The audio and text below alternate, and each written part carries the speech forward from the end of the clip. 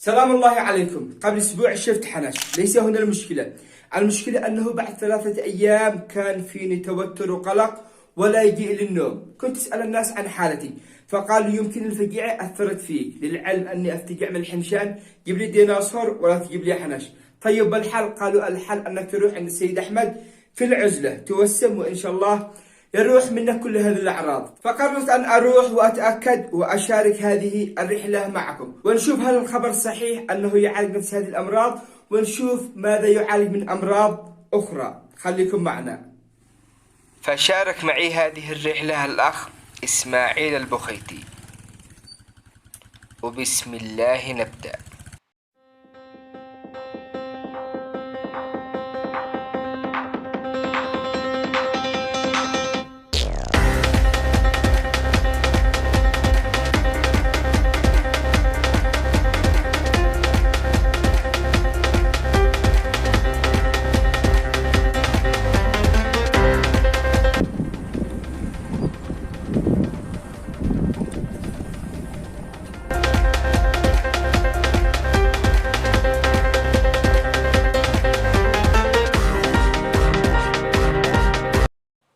ونحن في منتصف الطريق لقينا أطفال يترزقون الله.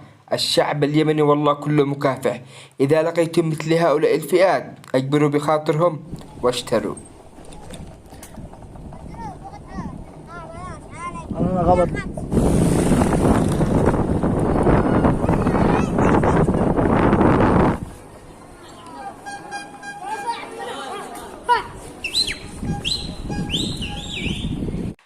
والشيء السلبي في هذه الرحلة عن القواطر، المفروض يحطوا لهم موعد محدد نفس باقي الدول. أتمنى أن يتم حل هذه المشكلة.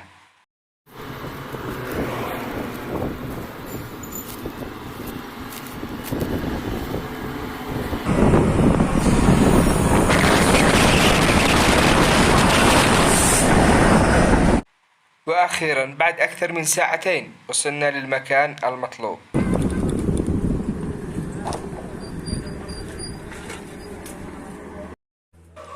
بسم الله ندخل هذه العيادة متواضعة وصاحبها متواضع والله.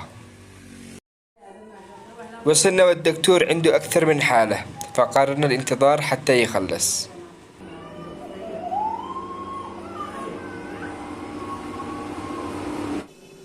وجاء دوري للأمانة والله كنت خايف.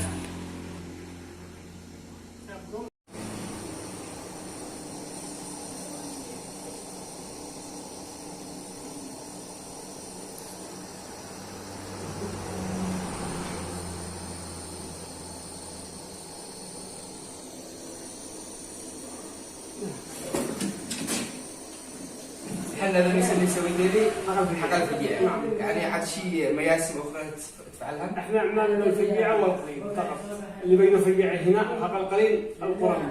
القرين اللي يقولون جهال ويسكن مسخار يعني اسقاط اللي يسكنوا جهال، يعني يسمى حق القرين حق الفجيعة. وهذا حق الفجيعة اللي عندنا الحين. ولا في فجيعة زيادة حتى جنب علاج. جنب علاج. اي نعم. يعني عندك علاجات عندك كل شيء. نعم. ربنا. وطيب حبايب قلبي، سمعتوا الدكتور وش قال؟ لديه ميسام للفجيعة والخمول، وأيضا لديه ميسام للقرين، يعني الذي تحمل زوجته وتسقط واصل يسوي لهم ميسام للقرين، وبإذن الله يرزقون الذرية الصالحة. وكمان يوجد لديه صيدلية متكاملة كما تشوفون أمامكم، يعالج جميع الحالات. لاستفسار أو أي شيء هذا رقم الدكتور، تواصلوا معه وإن شاء الله يفيدكم. وفي الختام حبايب قلبي أتمنى أن الفيديو نال إعجابكم. انشر هذا الفيديو لعله يستفيد غيرك. سلام.